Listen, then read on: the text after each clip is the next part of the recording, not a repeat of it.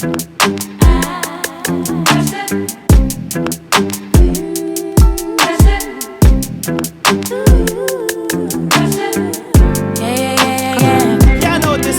are now tuned into Carefree Black Girl podcast, where we discuss everything carefree, black, and girl. What's up, y'all? It's Quana, your co-host for this season. It's been a decent past few weeks. We alivin', we thriving, and yeah, I'm just happy to be here. Yeah. What's up, y'all? It's Nika. This past few weeks, I've really just been preparing for the new year. Like, I've been trying to get a new job, trying to get a new place, trying to get just new everything for the new year. So that's what I've been on. Hey, y'all. It's Sydney. This past month has felt too busy. I thought I'd be in a different space where I could start thinking about next year, but I'm still trying to get through this one. That's real. But, you know, blessings nonetheless. What's up, y'all? It's DJ CANDYRAINE. You know, I've been trying to take this month to kind of recharge because my past 2 months has been crazy, as y'all heard on the past couple of episodes. And if y'all haven't, go check them out. But nonetheless, you know, I'm kind of in the space between Sydney and Neek, where like I'm taking care of business this year, but I'm trying to, you know, get ready for next year. So, you know, I'm just alive and thriving as well. I'm happy to be here. I'm just happy to be here. Like, nonetheless, I ain't even trying to put too much pressure, like, you know, on myself, because it's just a crazy time for everybody. It definitely is. You know? And yes, y'all, so this is Quana again. I heard y'all questions, comments, concerns. So another thing that's up in Carefree Black Girl land is y'all know, if you don't know the backstory of Carefree Black Girl, we all know that I'm the founder of the Carefree Black Girl movement. I own the trademark to the words. However, this lovely young lady, Zeba, was one of the first people to literally tweet #CareFreeBlackGirl. So she became mostly known for coining the term, if that makes sense. She's a writer. She's a lovely immigrant. She's a beautiful, dope woman. But she does not own the rights to Carefree Black Girl. However, she is a writer. She released a book recently. It's called The Essays of a Carefree Black Girl, y'all. I know y'all been hitting me up about this, asking like, oh my God, what is this? Is there beef? Is she affiliated? Technically she is, but at the same time, I allow her to do her thing because Carefree Black Girl would be on the level it would without her, but I don't think that we would be as strong without her having tweeted those words. Me and her have had conversations. There's no beef with us. I personally think you guys should support her as well as support the brand, because supporting the book only helps push the narrative of, you know, the Carefree Black Girl movement. And y'all, it's Essays of Carefree Black Girl. So this is, you know, one woman telling her story of what Carefree Black Girl means to her, what it looks like, and how it relates to her and her journey. So look at it as that. It is nothing negative. I definitely want y'all to support. I knew it was coming out 2 years ago. We've already had conversations about it. And, you know, in the past, I know people have been like, you know, this person got a podcast. You just should do something. With this particular situation, I look at her as an ally and as a sister and the creator of the movement, because without her, we wouldn't be as strong. So just like the feminist movement, y'all, just like the Black revolution, Black elevation thought, it's all a thought. I believe in divine synchronicity. I don't feel like the universe, the ancestors gave me alone this idea of building something new for Black women that is Carefree Black Girl. So again, I love everything she's doing, and I encourage you all to support. Again, the book is called Carefree Black Girls, Essays of Carefree Black Girls by Zeba Blair. Please support it, y'all. And, you know, when Carefree Black Girl drops stuff, please support us as well, because we're all like one big movement. So, again, that's what's up in Carefree Black Girl land. I know y'all have been sending messages. I've been getting the posts. But I personally think it's all good things because it helps the whole. All right? That's what's up. Love. Ice, baby, ice, baby. I know you sick of the sick. I spit at the mill on the kick. Water dripping on the tits. Look at the brick on my wrist. Ooh, I'm excited about this one, cause y'all know it's my girl. It's the Carefree Black Girl of the Week, none other than Missy Elliot. Yes. Yes. For those who may not be aware, our girl Missy has a star on the Hollywood Walk of Fame. Yes, girl. Yes. All right, now I got a reason to go to Hollywood for real,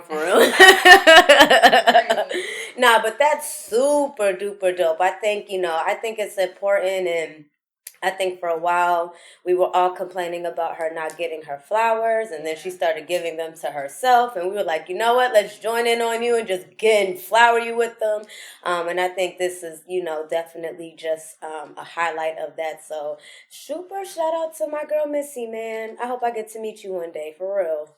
Yeah, me too. I would cry. Yes. I'm gonna, what? If I cry when I saw 2 Chainz, I'm gonna probably pass out if I meet Missy, like. Sprinkling that for you. I feel like she's not here in Atlanta with us. She is. She does. I just gotta see her in like a Walmart randomly, like, yo. But yeah, that's super duper dope, man. Super duper fly. That she got her name on this on that. So she's it makes sense because she's like an icon. Like, people are gonna be talking about Missy for like 30, 40, 50, forever. Like, going on, because she has such an impact not on music, but like the culture, especially like the dance culture and like music videos and writing, production. Like, so we're definitely gonna be talking about Missy. So it just makes sense to have her stamp like that. Yeah, I definitely appreciated like the press that she received around her star, because I mean, some people don't, you don't see it when they're like, okay, this person got a star on the Walk of Fame, but right. I love that all the publications highlighted her. Almost every Black owned everybody was running an article, and I appreciated that because she deserves it. As they should, exactly.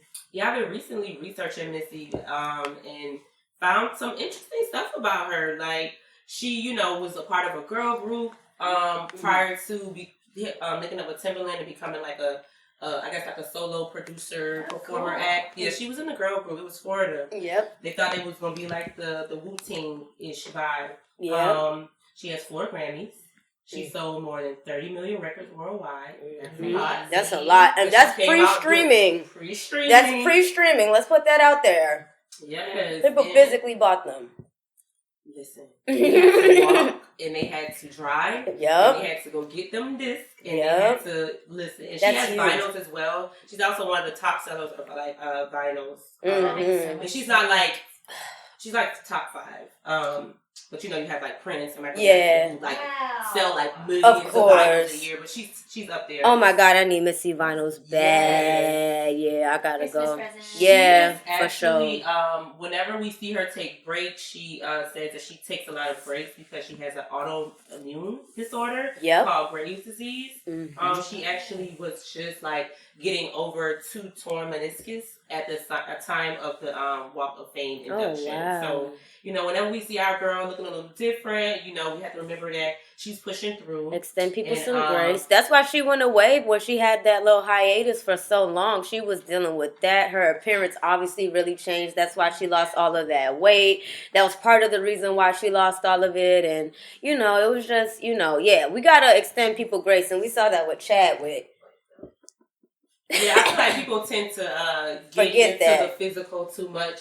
I remember when Missy was losing a little weight. People was like, oh, God, Missy's losing all that weight. She trying to be healthy now. And, I'm sure she wouldn't mind being a little slimmer. Right, absolutely. But you never know. Some people actually like their size. Yep. But, girl, I got something going on. I don't want to tell everybody. Absolutely. And I appreciate Missy for that because some people do put their issues to the forefront. And she's always been a creative. Oh, my God. So, regardless of, like, her size, her appearance, or whatever, she was just always a creative. Yeah, she's a Beyonce. Yeah. I feel like Beyonce learned from Missy how to keep her private life to like herself. Yes. You know what I mean? Because and that's awesome. We do get to just celebrate Missy and not think about all her, personal business and all this. Like, it's just about the art, which is awesome because that's what an artist truly wants. They want themselves to be able to just put this out there and then have their own life.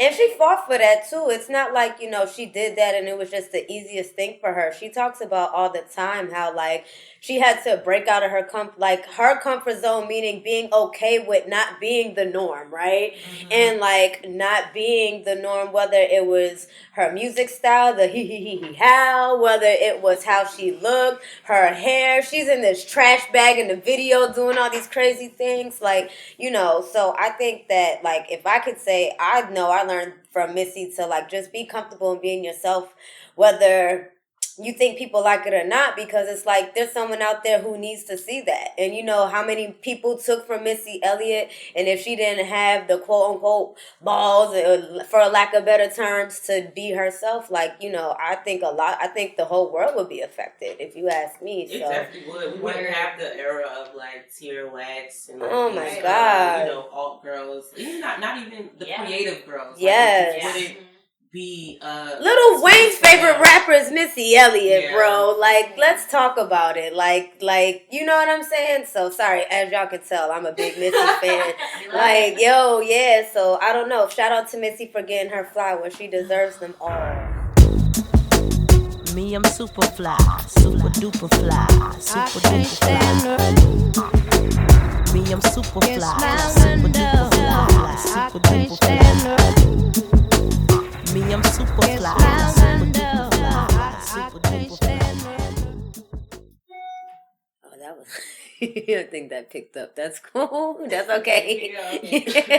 All right, y'all. So I love my girl Rico Nasty, but she's on this PLAYBOI CARTI tour, and the audience is not loving her so much, and I'm confused. Rico! Confused. I don't think it was like the whole tour situation, but it has been like coming up online a few shows where people are just like booing her, throwing things at her. Like, it's getting weird. Yo, I don't condone violence, but I will say I don't not expect this from Rico Nasty, that she jumped in the crowd. If y'all didn't see the video, someone threw something at her. She asked. She said, don't be scared. Listen, I'm not going to hold you. Like I said, I don't condone violence, but in situations like that, sometimes people need their ass beat. Yeah. And whoever threw it, I hope you got your ass beat and you going to think twice about throwing something again, and especially to Rico Nasty. Because that's corny as fuck. Like, That's just wild to me. I'm like, okay, so I mean,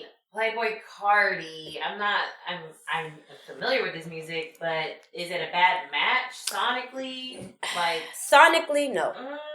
No, I feel like they kind of have like the same type of crowd. I feel like it's similar, but it may be on some sonically race and on some gender type thing, because she is like for the girls. I think the girls love her.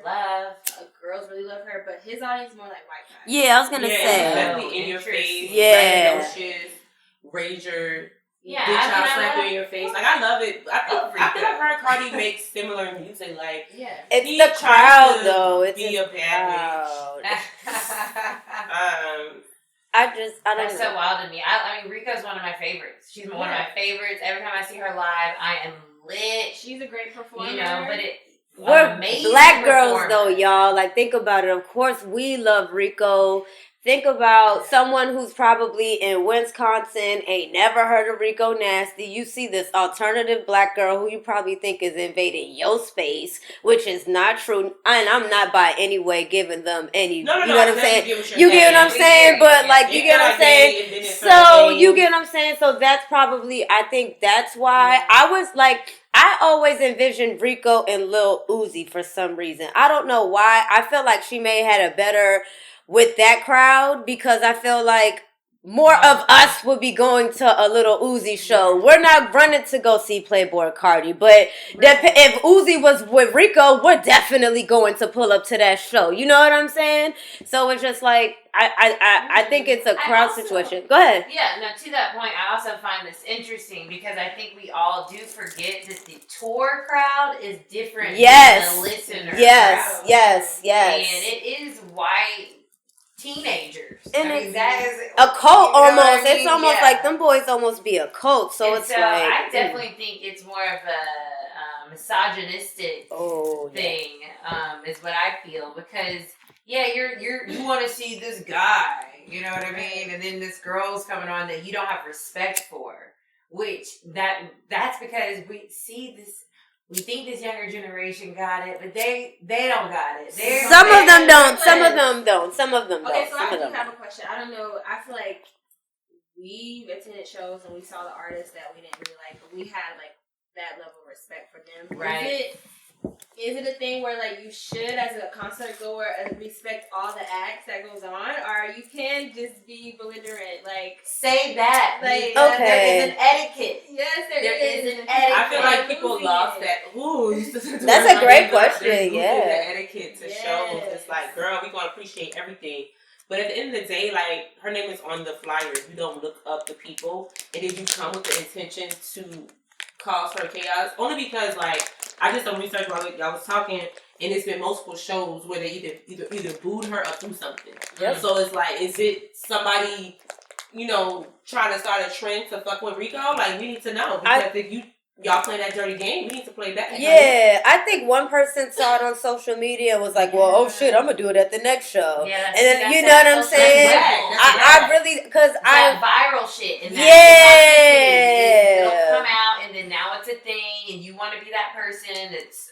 And I hope RICO beat your ass. Whoever who's up. Like Coil Ray too, and then I saw like Coy had tweeted to like RICO just showing her like concern, like, I've been there type thing. Yeah, because they did have beef. Yeah, and I thought that was pretty dope. That she was like, yo, regardless of what we got going on, RICO's a dope person, and you know what I'm saying. Y'all need to get up there and respect her. You absolutely right, Nika. Like.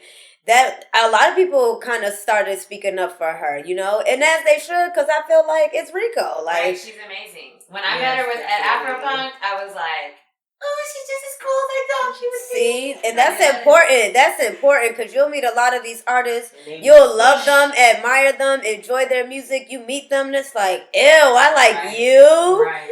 Exactly. I ain't never coming to a show ever again. You can't even perform your own work. Yeah. Right. So we love you, RICO. Yeah, we love you. Yes, RICO, we love you. I'm at your next show, girl. Yeah. You coming in December? I'll be there. Yeah, we're gonna go. We're gonna pull up. We're gonna pull up. Yeah. We coming to Atlanta in December. We're coming to Mosh, man. Some way, somehow, we gonna support our girls. Yeah. Okay, and if you listen to this, make sure you cop a ticket when CARTI or whoever comes, or you see RICO's name on any bill. Just support her. Just support, man. For sure. All right. Ooh, y'all. Ooh.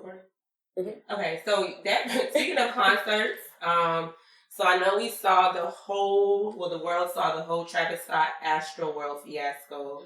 I definitely want to start out by saying like RIP to the victims, the people who lost their lives, anybody that was hurt or harmed, that attended the concert. My sympathy is with you all.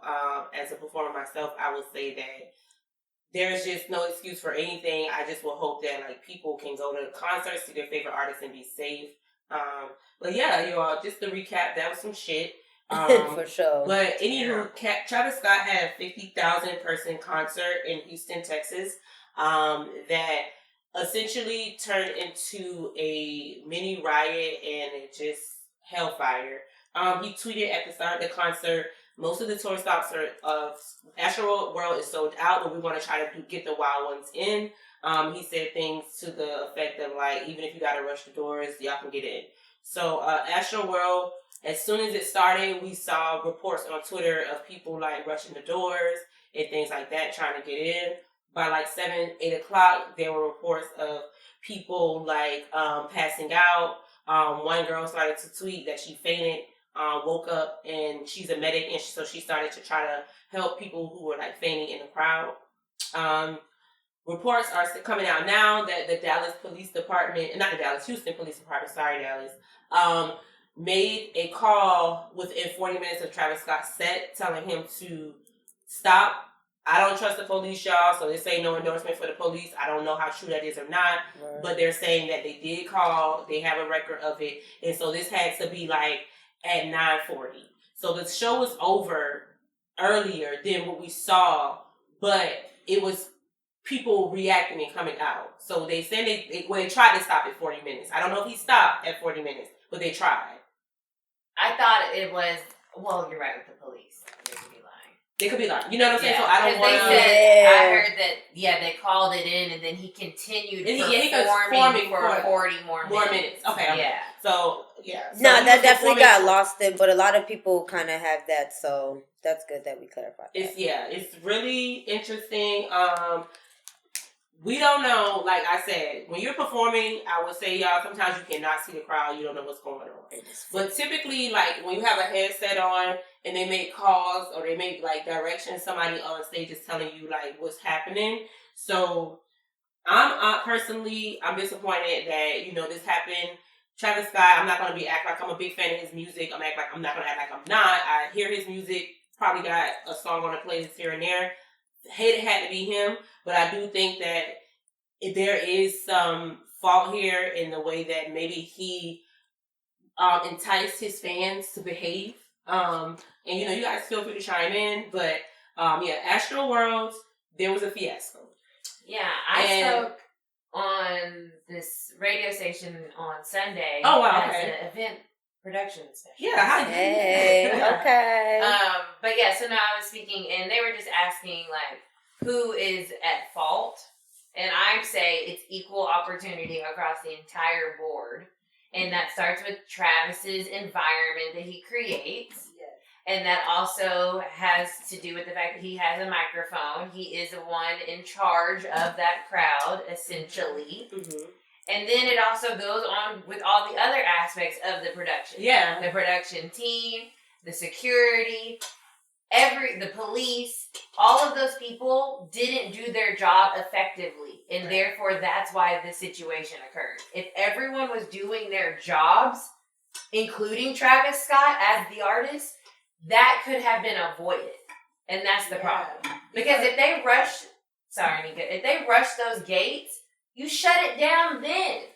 Why is it still open and available when the perimeter has been breached?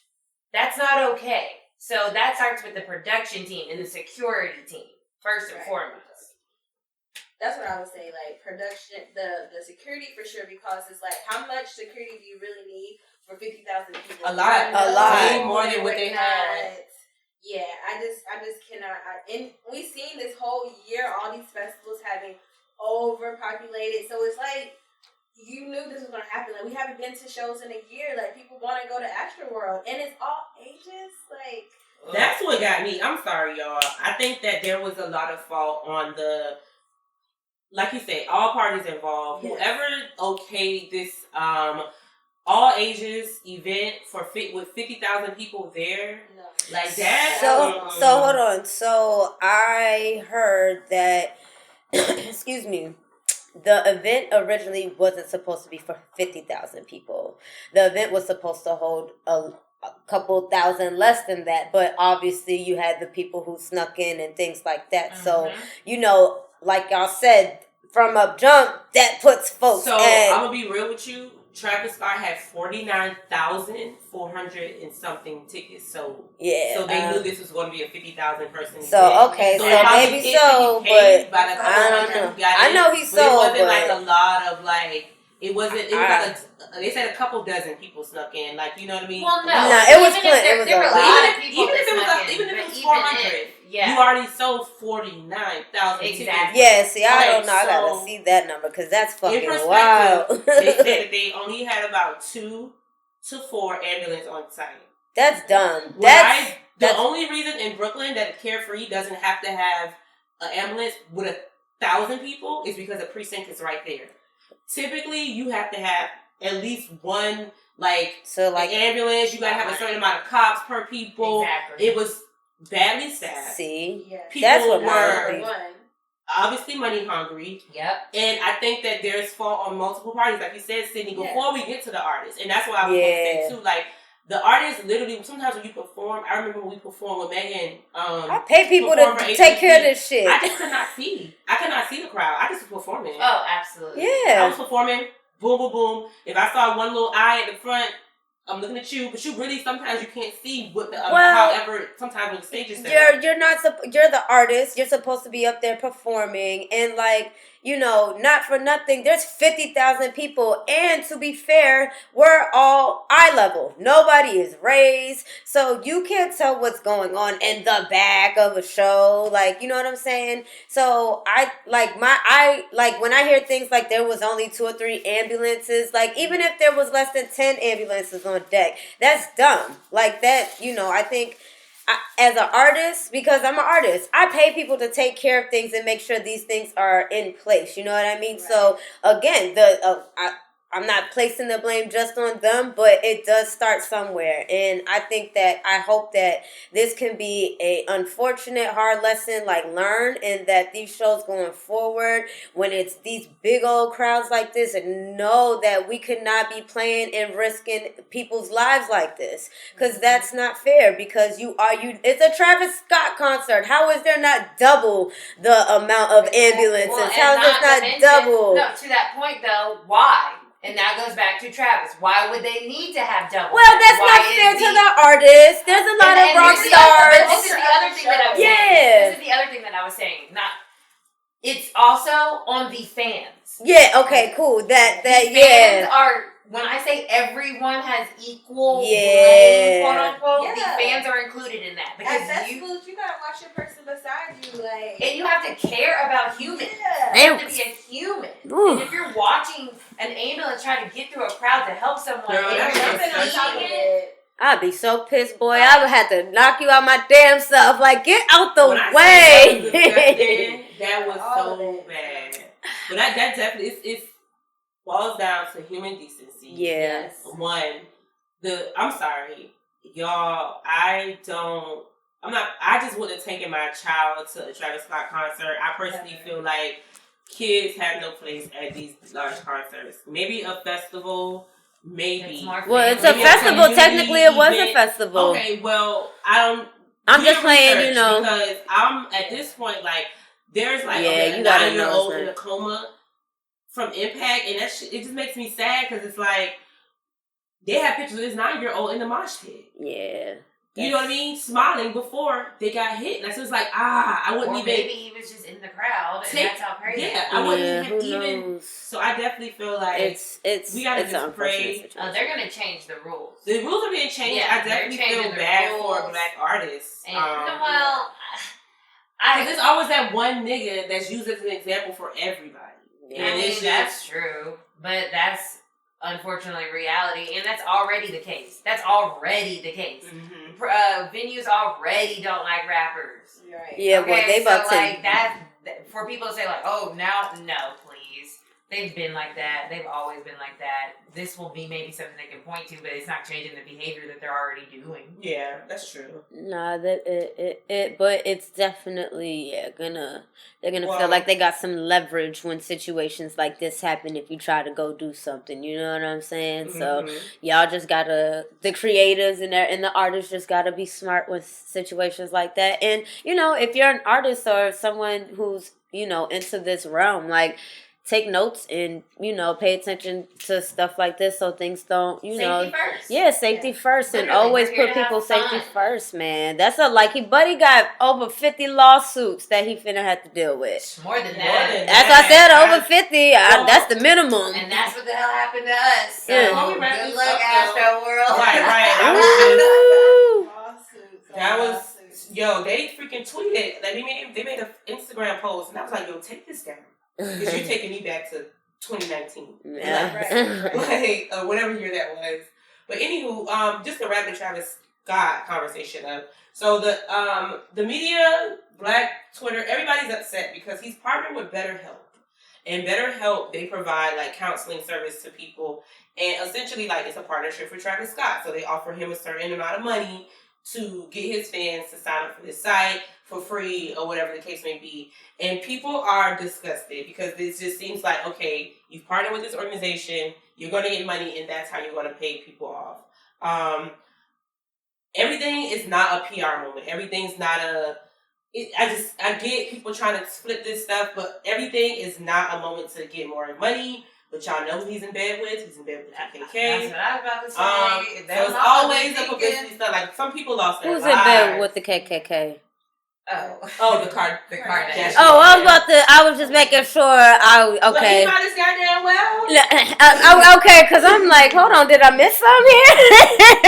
Okay. Yeah, it's not really seeming like he got a lot of remorse from this situation. His little apology was a little like fake or staged, and then doing that on top of that just really shows. I don't know, but they say he's not leaving his house, but I don't just see that he's being very remorseful. Like I would be doing more. Maybe he feels. I hope he feels shame, because we were talking about that in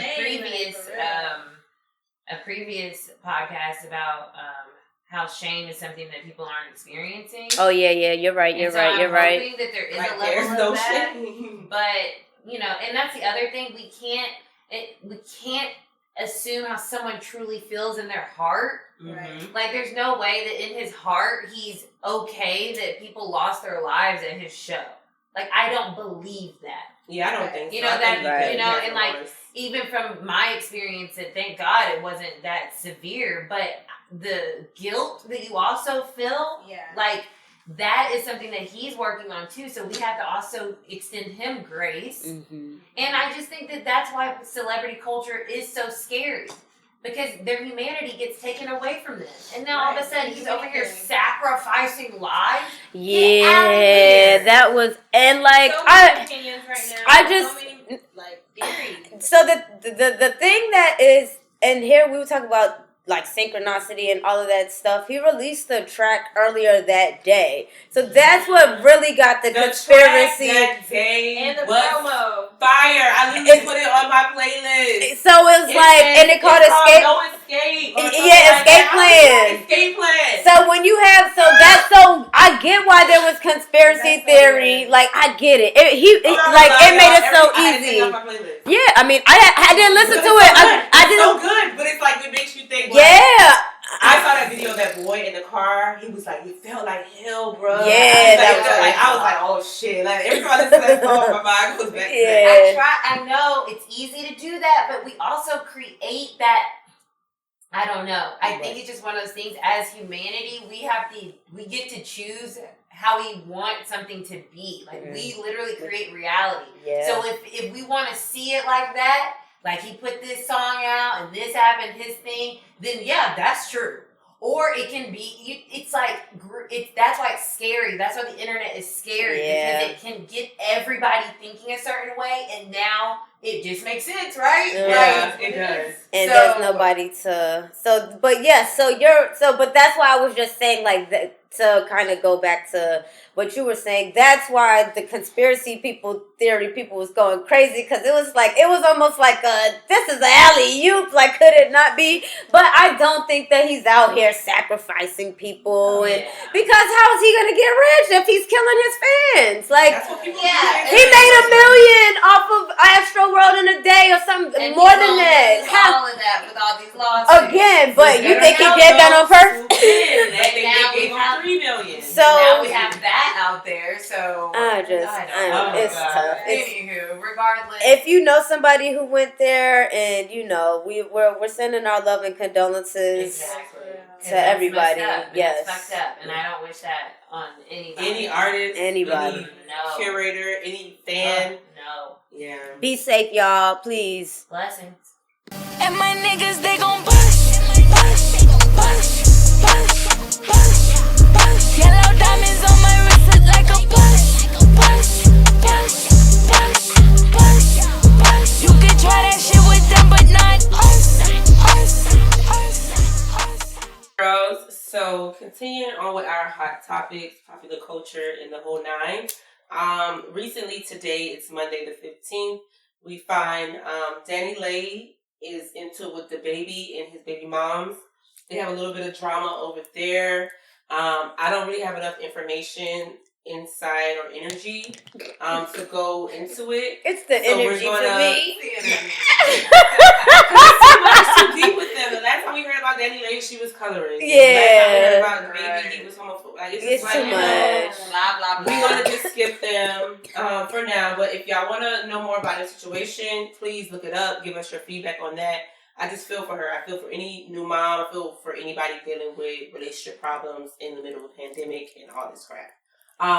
But speaking of baby moms, The new season of Insecure is here, and we have Condola, who is Lawrence's new baby mom. Condola. Condola.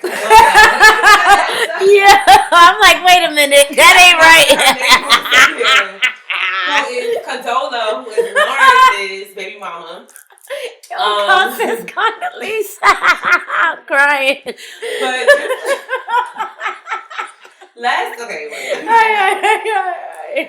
so last season we saw Insecure ended with a bang. So Condola was working with ISSA on her new project. We found out that Condola was set up with Lawrence by Tiffany. In an episode, Condola says, "I'm pregnant. I'm keeping the baby." Lawrence and Issa try to get back together.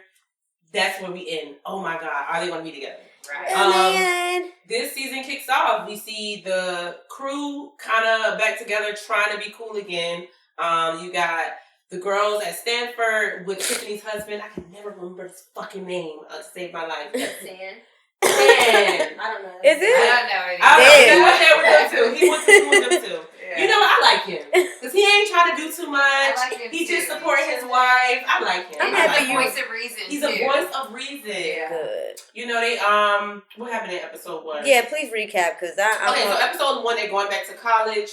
There's college. They see old friends. Issa actually has gotten to come out and speak about her newfound business. She's in a weird place, y'all, because her business is new, it's doing well, it's a great gesture, but she's not where she thinks she should be. She's still working a regular job, still trying to get her business off the ground. Kelly, we found that they thought my girl was dead.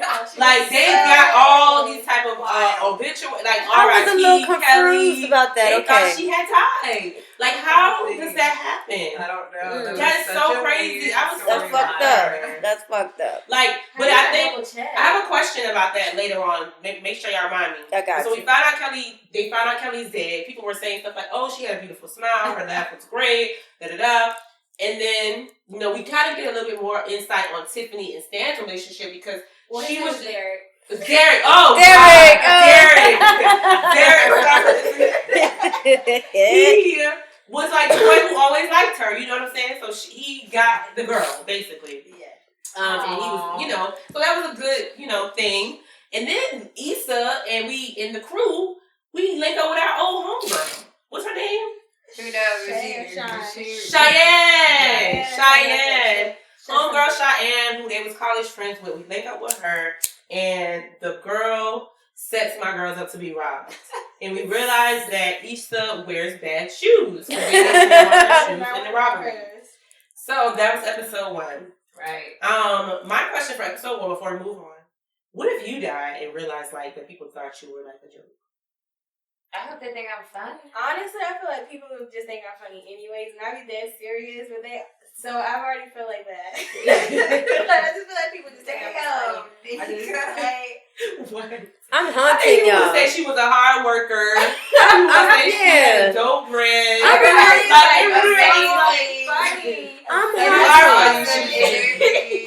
feel like I'm serious.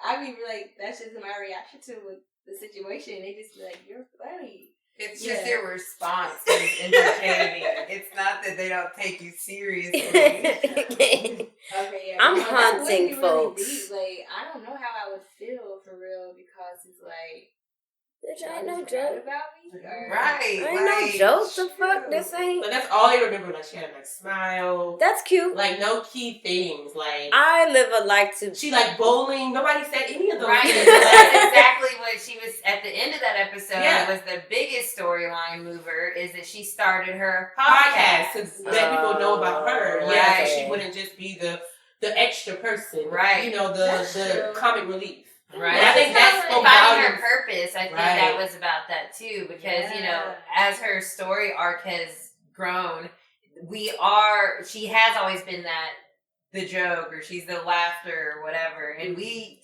pointed that out in previous seasons. Yeah. Like, we want to see more Kelly. Yeah. Why does she have to be the one to pee on herself? You know what I'm saying?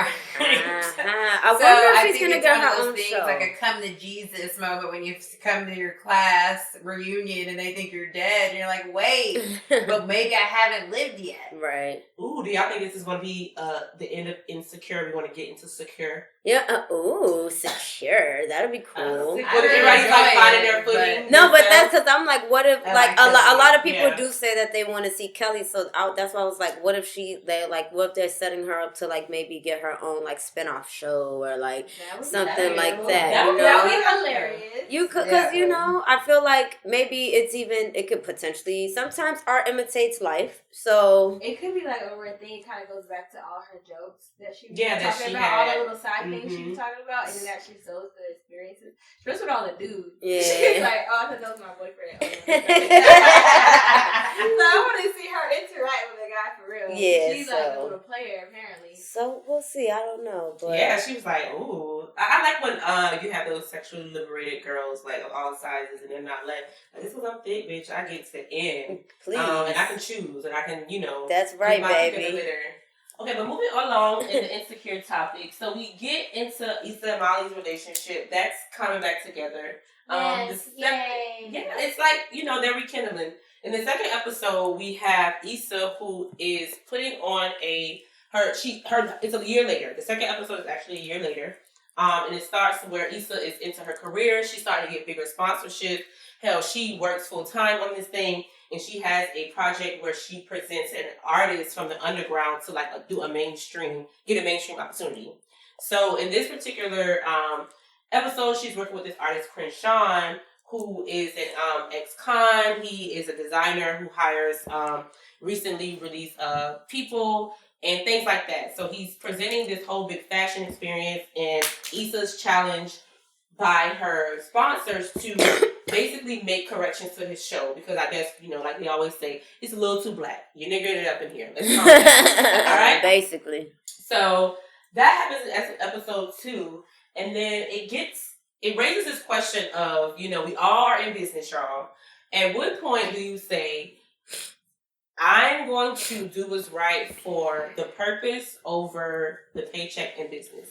So because this episode was all about that. She's finally getting into her mode. She's finally getting into herself. You see Molly, she goes back and she looks at her Tinder or whatever that shit is and realizes, like, damn, I was tight. I was a tight ass. Like, I need to scale it back a bit. But Issa, on the other hand, she's starting to get sponsorship money. She's like, no, bitch, I'm not about to lose these opportunities. If I got to make tweaks to my purpose, I'm going to do that. So we see people making tweaks to their purpose and what they require. Where do you think the line comes in, like as a businesswoman, let's just stick it to this, as a businesswoman, where you have to decide if you should do what's best for the money or for the purpose? And what decision would you have made if you were in Issa's place?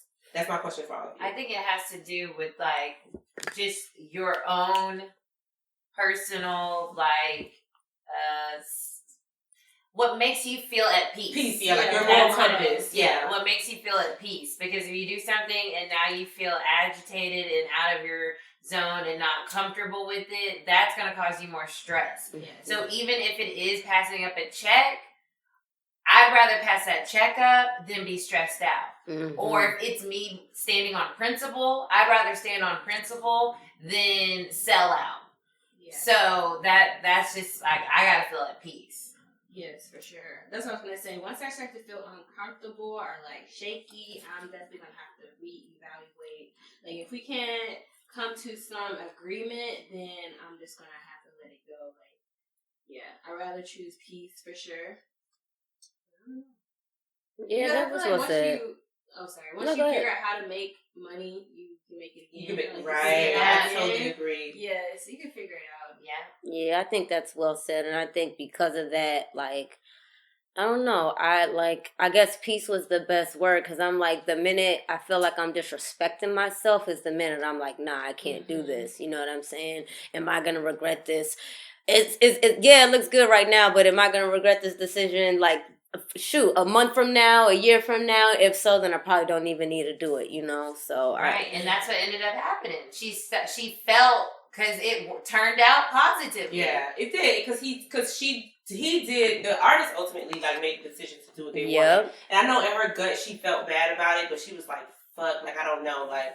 And it's I'm hard to be in those positions. It. Yeah, it's hard and to be in those He was positions. able to do the show. He did the show. The guy loved the it. exact way he did it, and the guy loved it. And the white man loved it. He was like, "Wow, that was amazing! I'm so happy you didn't listen to us." Sometimes you gotta break rules. You do. Stand my ground. I would stand my ground in that situation. You gotta break rules. I will say from personal experience, because people have Carefree Black Girl, they'll be like, "Well, can we make this tagline more inclusive or?" Whatever the case may be, can we open this up? And a lot of times it just becomes the bottom line of like, does this align with the original reason I started to do this? Mm-hmm. And I think some things like I can bend to, right? So like some people, they would sponsor, but they don't want to see the sick weed smoking and stuff like that in the pictures. So, and they'll give money to a certain thing. So like, I'll, make it more family friendly, be like, hey y'all, smoke over here, whatever the case may be. Like, I'll compromise in those ways so that the overall vision can still happen. But then you have people that are like, can you write in your tagline, this is a space for all women? It is a space for all women. Everybody can come, but the purpose is to highlight Black women. Like, it was an issue at South by Southwest one year. Somebody kept saying like, oh, we're representing all women or whatever. And the people in the audience were like, no, this is Black women thing. Like, you know what I mean? And so I think that sometimes as a new owner, as a business person, when you do want those bigger checks, sometimes you just be like, okay, maybe I should compromise. And I think that we see here that ISSA, she definitely was willing to compromise, but it was a compromise that wasn't really needed. Yeah. Because in that instance, and it taught me a valuable lesson seeing her, is you have to remember why people seek you out too. Exactly. When they want to work with your brand, or when they think about sponsoring you, or when they think about like, hiring you for a job, it's like, you already bring something that we need. So lean into that. And if we try from a not knowing standpoint, stop you, like push through. So that's what I learned from that episode. And I'm hoping that her and Crenshaw like have a hot sex moment because he's so God. We love it. We love to see it. She got all the fire. I love it. Yes, she deserves. Lord. Yes. And we're gonna wrap this up with the episode 3, because that's where most of us stopped at. Episode 3, speaking of baby moms, Condola. Sorry, oh my God. This is not on purpose. On purpose. So Condola, she is having a baby, or whatever the case may be. And Lawrence finds out via social media while he's on a date, and he runs to the hospital. Or was it a text message? It wasn't social media. It was a text message. It was a text message. Oh, I was text like, message. Oh my God. He found out the text. Text message. Okay. I thought it was social media. See, that's how much I be. So he rushed to the hospital. Insert Keke Palmer. We have Keke Palmer. And her mom is played by the lady who plays on Why Do Fools Fall in Love, one of the people on there. Oh, I can't. That's where I remember her from, but I can't remember her real name. All right. Anyway, she's on there. Keke Palmer, Mama's there. Condola has a baby. And names him something crazy without talking to Lawrence. So Lawrence meets his son for the first time, who has already been named. His christening date is set up. Insert a new father, new mother, who had decided that she was having this baby, regardless if he said yes or no. Lawrence, don't think he thought too much of it, but insert man with morals. He decides he wants to be a father. So this episode unravels with Condola, yes, having the baby, Lawrence living in another city, and traveling back and forth to try to be present in the baby's life. But then sometimes fucking up and getting tired and not wanting to go and being able to scapegoat and still fucking the girl that he left on the date. And so he's still living his life, because the coolest thing about this episode was the split screen of how it is to be a single mother and then maybe have this man that wants to be involved, but really it's not involved when you're not there. You get to choose. You get to choose if you want to come down or if you're going to be able to make it or whatever. So that was really interesting, and man, I'm going to tell you, I think it was quite the lesson for us all. His name is Elijah Mustafa. The son's name. It's the Mustafa for me. And the thing about what Sydney just said, it was a big lesson for us all. Because regardless of what, mothers, you had the baby, it's yours. And I know fathers, this is not to disrespect and disregard you, but seeing that girl sitting there, not being able to get herself dressed, and his boy just walking around his day-to-day looking so refreshed, I screamed. I was like, oh my God. Like, how does this add up? Like, how does it add up? But he did it on purpose? He did it. No. So this episode basically shows that he was living his life, and she was pregnant and preparing and becoming a mother. And when he saw the baby, he realized, I have a baby. I want to do better. But she's realizing for the first time, like, this is hard work. I'm tired. I'm worn out. So she's getting angry because he wants to show up. But it's kind of like it's a split thing because he was just living his life and y'all did just hook up. This is what he was doing. And now you have decided to have a baby. Yeah. That's what you chose to do. But now we try to bring it together and it shows how frustrating it can fucking be. Like, right, for real. The first time she was letting her baby go with him, she freaked out. Because it's like... But that wasn't fair either. Yeah. And I think that didn't help the bonding between Lawrence and the baby. Yeah. And so that time where he made that decision not to come down because he was tired from work might have been a different decision if he had gotten to hang out with his son and was fostering that relationship. Right. So that's a thing too. Like, you can't withhold the child and not let that bond try to start to form. But then he does have the responsibility to be there and follow through with when he says he's going to do something because she doesn't have a choice. Yeah. She doesn't get to say, oh, I don't feel like having the baby today. Yeah. Like, that's not fair. And if you're going to be there, you have to create a truly equitable situation. Yeah. Definitely. That is very true. But it looks messy and I don't want that was a little tough one for episode 3. And that's where we're going to stop. Like, I guess my question for you all is, would you have done it? Would you personally have decided to push through and keep the baby? And do you think, I guess you guys kind of answered this already. You feel like he's not as wrong as he's coming off, considering that she was like, I'm doing this on my own. And he's having to like snap into it, which is, and nobody is prepared for, you know? Yeah. But she did make a decision. So what are our thoughts on that? Like, does he look like a bad guy that we thought he would think he should be? You know, because it's like, I'm not really mad at him. I'm mad. I feel like he... I think it's one of those situations where both parties played a role in it. You know what I'm saying? So it's like you can't play it to try to place blame on one of the other is silly and it's just going to waste time. I think the best thing and the most mature thing that they could do is take their feelings out of it. Y'all have a human being that y'all have to raise. Find a healthy way to communicate and a healthy way to be around each other so that way it can be healthy. Because at the end of the day, that should be the main priority is how can we make this situation make sense for the both of us, and how can we raise this child in a healthy environment? Because if not, what you gonna, you know? And don't let your sister Keke Palmer keep throwing fuel on the fire. You feel me? Okay? Like letting other people's opinions get in your ear because you see it happening. She doesn't like him. Yeah. So everything he does is trash. Mm-hmm. And so that gets into Condola's head, and then it makes her feel some type of way. So that's the other thing. Even if you think you're helping your loved one, maybe keep your opinion to yourself and just be there in support. Yep. Even if you have to take it with a grain of salt. As a big sister, y'all, it's hard. As a sibling, but I've learned that, listen, I just be like, girl, what he did now? Well, is he even watching Fridays?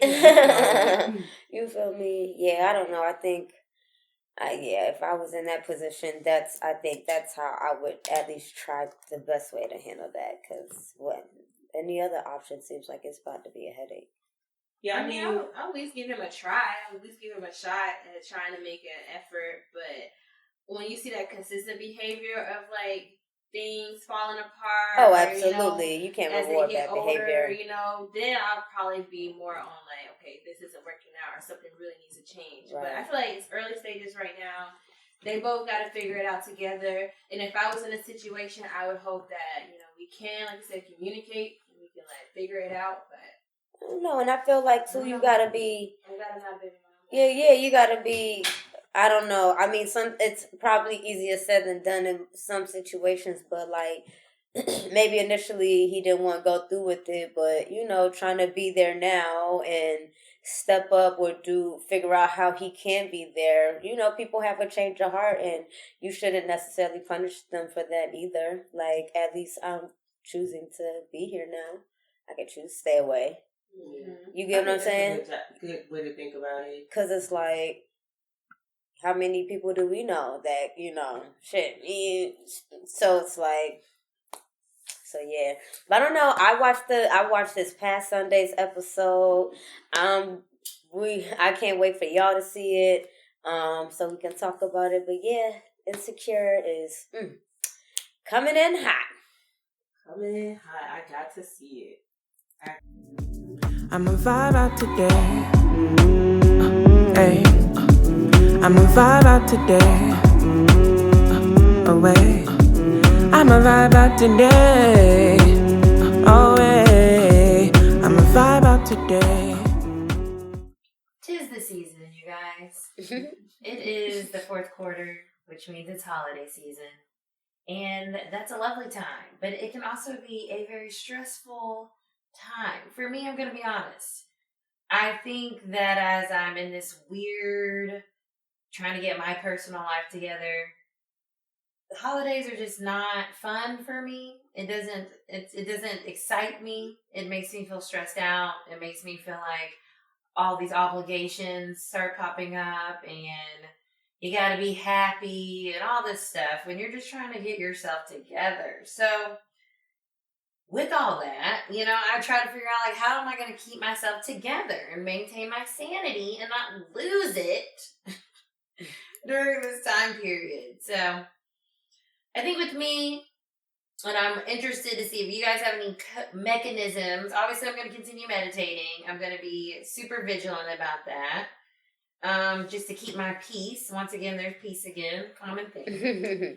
And just not overextending myself. Like, even when it comes to Thanksgiving, I'm only going to maybe cook one dish. You know, I'll help. But I'm not going to say I'm going to do this, and this. Because I don't feel like it. That's very true. Well, I don't know how to cook that. I know how to cook, but I'm not like a known cooker in my family, so I won't be asked to do that type of stuff. I guess for me, it's a lot about like personal. What are you doing now in your career? Who you're dating? Are you getting married? Those type of questions. I think that my tips for navigating that type of stuff is definitely like going with the mindset like, if I don't want to talk about it, I'm not talking about it. If somebody comes up to you and be like, hey girl, what's going on with so-and-so? Honestly, my sister, she's a Capricorn, make up something. Oh, I forgot I told you that. Girl, I'm just playing with you next time you see them. But in that moment, if you just gotta like say something to get them out of your face, that's a good tactic to have. But I also just have started just saying, oh girl, everything's going well, like being very short or just not really talking about it. Like dating, girl, he's fine. I don't really want to talk about that right now. And if people keep going, be like, well, what's going on with you? Try to push the topics back to the person when they ask more questions, because a lot of people, relatives, they like to get in your business, but they don't like to talk about their business. So a tip that I always use is I'll try to be brief in my answer, but then like shoot it back at them really quick and say, what's going on with you? And if they don't want to talk about it, then that's the end of the conversation. You don't got to keep talking about you. That's clever. That's my tip for family, because I always get it. When are you getting married? What's this poly thing we talked about? What does that mean? What if he likes, like, people literally come at me with the craziest stuff. And I'll be like, goodness, I can imagine. Like, I'll be like, oh girl, I don't really think about it. I'm not really trying to think about it. Here, let me get these greens. Like, I really am that, I've become that person, because I used to show up to every, like, conversation, argument, shade, everything that was thrown at me. And like last year, I was so tired I couldn't do it. And me telling people like, girl, I just came to eat. It worked so well. Like it worked well. And I think that like, don't be afraid to do that. Like that worked a charm. So yeah, that's my tip when navigating family during the holidays. I don't really have nothing else to add to that besides, like, don't give a fuck about what these people are asking you. Like you said, don't give a fuck, give them a short answer. And, like, even if they force you to try to give them a real answer, like, fuck them. Like, if you stand on whatever you got going on, too, you know what I'm saying? Don't make nobody shame you and what you got going on. So this is my question for you. When somebody, like, what's your advice to somebody who's, like, going home and they feel like, oh, girl, you getting real thick. Oh, I get that all the time. Well, or you, my thing is I'm getting small. Like, you ain't eating enough. Like, yeah. I'd be like, well, I know. I mean, sometimes you feel a little shame either way. You know what I'm saying? But it's just like, well, what you got going on? Like, you get a little thick too. I'll clap back. It depends on which family member it is too. Right. You know, every family member is different. When I was in college, my weight fluctuated. You know what I'm saying? So, you know, I also am a jokester. I will crack on myself so that way you can't crack on me. So if you ask me a question, I'm about to nip it in the bud by making the most flawless joke that I can about myself so you can't say nothing else about me. And we're going to keep it moving. Yeah, so I was about to say, so if you got that kind of tactic, if you can pull that off, then that's sometimes how I deflect. Like, because at that point, what are you going to say to me? Yep, I sure did gain a little weight and I like it too. You like it? What they gonna say? No. Oh, well, you ain't supposed to like it. Like, you know what I'm saying? Like, you can't, don't let people make you feel bad about yourself. And, like, sometimes you gotta laugh at yourself, too. So, you know, find that happy balance. And hopefully you can, I don't know. I think that's what I was saying at the beginning. When it comes to holidays for me, my family, we're all old. Okay, we're old, and we have my niece and nephew, they act old. So it's not, you know, it's just a very kind of different vibe over there. But with that, it can, for me, I feel a little lonely because I'm ready for my family. Mm-hmm. Right. I love my family, but I want my family. And so that's why I just want to do my best and just kind of like try to keep because I realize I think I do have a little seasonal depression because I don't like the cold.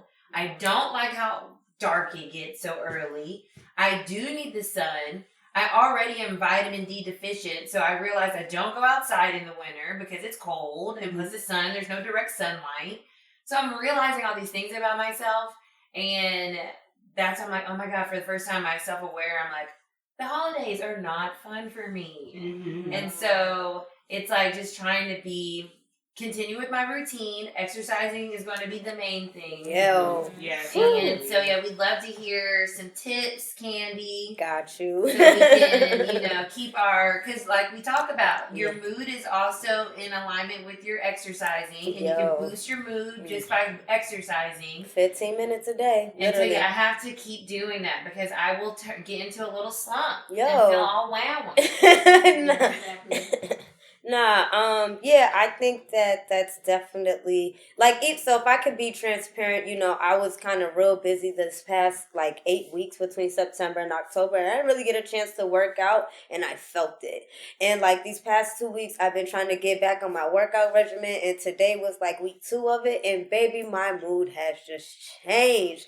And it's just about moving and channeling my energy, and if you're someone who's in your head a lot, or, if you're sitting down and you don't get a chance to move, just move your body. It feels good. Maybe you don't go to the gym and lift weights. Maybe you're in your room and you're taking a Zoom class. Maybe you're going to a boxing class. Maybe you're in your room shaking your ass for an hour. Whatever helps you feel good, I would definitely do that. If it's sitting in silence for 15 minutes, in the morning. A lot of people don't take the time to do that. Don't forget some of those little tricks as well. Don't just hop to your phone. Hit snooze for a little bit and, go in the corner and, you know what I'm saying? Don't let Twitter and all these text messages and stuff influence your first minutes. You didn't even have time to thank the sun for being out. You feel me? So little things like that I think are important to keep in mind, especially during times like this. It's going to be very easy to be influenced and depressed. It's cold. People are going to be doing things. People are not going to be doing things. You got family. So it's know your triggers and take care of yourself and put yourself first. And that goes along with your mental health. And then when it comes to your physical health, if you're someone who's not sure where to start, if you're comfortable taking classes, start off with maybe finding a class in your area, right? And try that out. Maybe you like it, maybe you don't. But you got to try it, right? And don't wait until January 1st to do it. Like, figure it out in December if you can. That way, when January comes, you already in your mood and you already know what's working for you. If you don't like classes and you know you're someone who needs a personal trainer and you got the money for it, stop spending your money on bullshit and go get you a personal trainer. They have plenty of body challenges. I put some out. You can do simple things like that. They got so many things on YouTube. They have apps. Like, there's so many ways to just be. Go ahead. Well, I have a question. Yeah, go ahead. Mm-hmm. So, because I was just thinking, like, today, like, it's my lady time, and I'm not feeling it. I know. I don't want to work out. But I know I need to do something. So, Yes. what is, like, a quick, heart rate thing that is effective that you could do, and I could feel like, okay, I did something. Is it like 100 jumping jacks? It's always to your personal preference. Because I understand when it's that time, you really don't feel like moving, but that's honestly when you should move, because you have the cramps and like everything else, and it's like if you move, you'll kind of help your body out a little bit. I tell people to do whatever's going to make you feel good. So if you're in the mood to bust out 100 jumping jacks, fucking go for it, right? Because we're emotional during that time. We're moody. So it's like, do what you think at that moment's going to feel good. I can tell you to do 100 knee jumps, but if you're not in the mood to do them, you're not about to bust them bitches out, are you? Right. No, maybe. But with that, so with just get your heart rate up. Just move your body. That's why I'm like, if twerking in the mirror for 30 minutes is going to make you feel better, do that. If walking outside for 5 minutes for some fresh air is going to make you feel better, do that. At least you did something to move your body. Maybe the next day you'll add 10 minutes onto it. You know what I mean? But during that week, I always tell people, just try to move your body. Stretch. That's a good time to stretch, because stretching will definitely burn some calories if you stretch. What? You ever stretch for 20 minutes? Yes. Be breaking a whole sweat out that joint. Like, That's a good point. so it's like, that's why I'm like, just do whatever you feel. Like, if you have access to a pool and you don't mind getting your hair wet, go swimming. Swimming is the best if you know how to swim. If you don't know how to swim, go get some swimming exercises. It is the best form of exercise you can ever do in life. And it can save your life. So, those are some of my... But yeah, I always just tell people, like, just get moving. Like, the biggest thing that you can do is move. Try not to overthink it. Obviously, have a game plan, but enjoy it. Like, you shouldn't be trying to, like, punish yourself, or it shouldn't be something where it's just like, it's like, I'm going to do this because I want to feel good. Always go into like saying, I want to do this because I want to feel good. I love that. So if I just want to lay in my bed and wiggle my legs. That does not count. Okay. We need a little bit more movement than that, boo-boo. Like, what if I'm on my back and just like doing the bike thing? That's not... If you do that for a certain amount of time, absolutely. Okay, I just want to make sure, like, I'm not... Do something for at least 5 minutes. That's my minimum. Okay. Like, it don't matter what you do. Just go do something for 5 minutes. I like that. Pretty nice. Thank you, Candy. You're welcome. And if if y'all really need suggestions on what the hell to do, like, please don't hesitate to ask me. I'm going to try to, like, put out more stuff. And, I've been doing a little program with Nika and kind of test running that. So, got some things in the work. But, like, move, y'all. Just move. Just start moving. It doesn't matter what age you are. I don't care if you're listening, you're 21. I don't care if you're listening, you're 41. Like, everybody should be moving. Move your body. I promise you, it'll help. And release some endorphins and help you feel good. Get your brain going. Feel confident in yourself. You did? Lord, have mercy. Why keep pausing like I do? Why keep flossing like I do? Why keep saucing like I do? Why keep causing like you do? All these eyes up in my jeans. You can't get up in between. You're trying to get a piece of me.